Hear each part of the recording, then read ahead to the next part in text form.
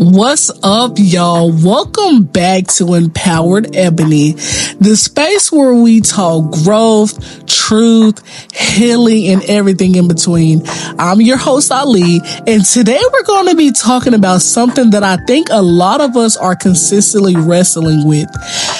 We are going to be talking about discipline.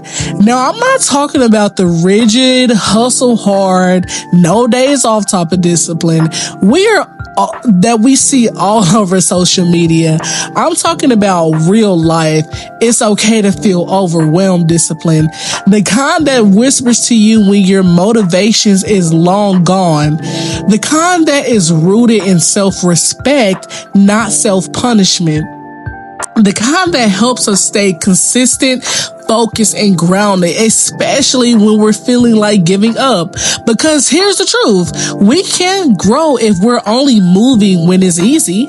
And we can't build healthy relationships, whether that's romantic, platonic, or otherwise. And if we're not willing to be intentional, we cannot maintain those relationships. So today we're going to be talking about ways to stay disciplined and why it's so damn hard, what distractions are actually doing to us, and how we can gently but firmly call ourselves back to the version of us that we're becoming. So let's get into it. So let's start with what is discipline. Discipline is not something that comes natural for the most of us. I don't care how many YouTube gurus say that waking up at 4 a.m. and meditation for an hour, most of us are trying our best to stay focused in a world that is loud, draining, and always demanding something from us. You're not weak because you can't stick to a plan. You're not lazy because you fell off for a few days. You're human. And discipline isn't a one-time decision. It is a daily practice. And you know what makes it even harder? Life. Stress, grief, self-doubt, burnout, heartbreak, family drama, work pressure, all that mess that doesn't care what is on your vision board. So if you're in a season where your discipline feels shaky, I want you to just breathe, because you are not alone, but you can come back, and you can always come back. Just take a breath and check in. When was the last time you showed up for yourself? Not perfectly, just honestly. I want you to sit and ask yourself that. And now we're going to just talk about tuning out distractions. We usually think of obvious ones like social media, endless scrolling, Netflix marathons, but the sneaky distractions are the ones that really get us. Like saying yes to things out of guilt when you really need rest, letting perfections keep you from starting anything at all, or comparing your progress to someone else's highlight reel. Filling your calendar just to avoid feeling your own feelings. This kind of noise we've got to learn to turn down. Here are the ways to quiet the chaos that I just want to share with you. So creating a morning routine just for you, not a 2 or 3 hour ritual, just 5 minutes. So before you open your phone, open your mind, stretch, breathe, say out loud, what do I need today? Also, I want you to set boundaries with your phone. Listen, your phone is a tool, not your boss. But put it in another room. Use do not disturb. Unfollow people who drain you. You don't owe your time to anything or anyone. Next, I want you to have a sacred focus hour.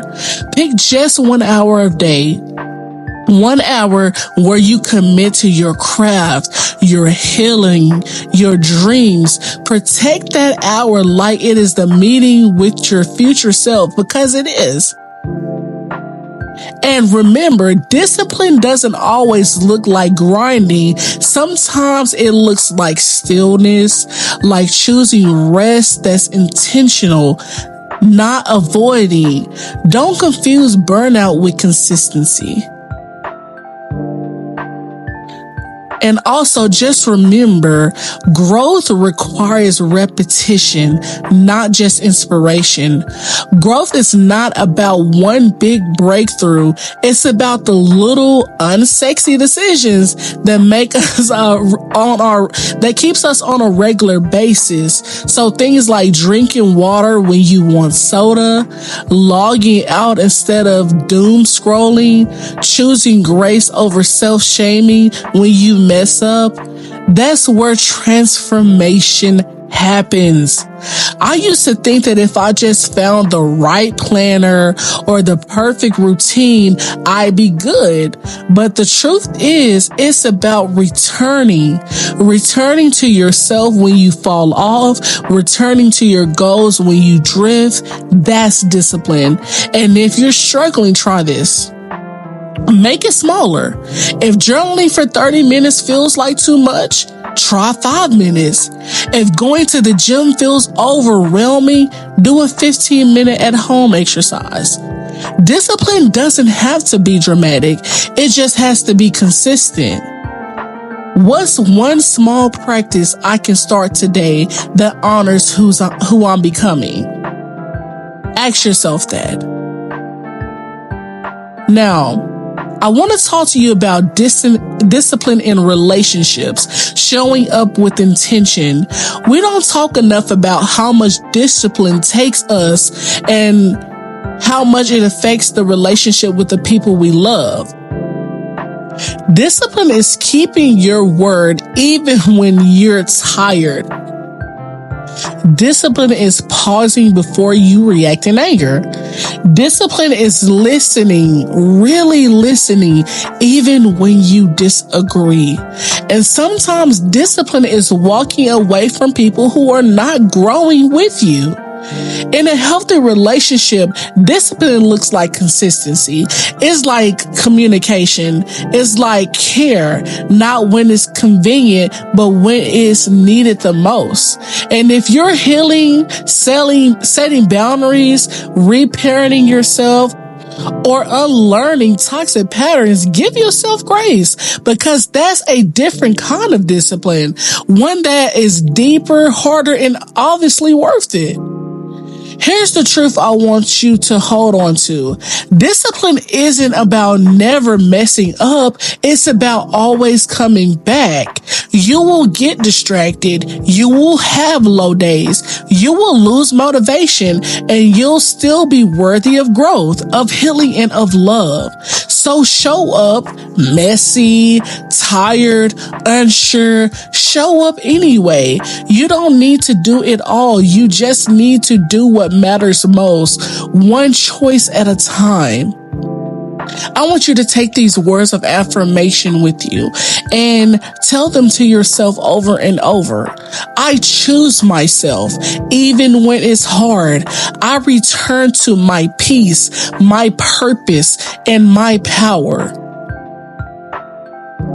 All right, y'all, that is it for today.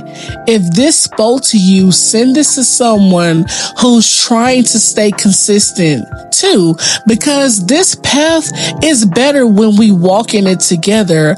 And until next time, keep showing up, keep showing love, and keep choosing the version of you that doesn't quit.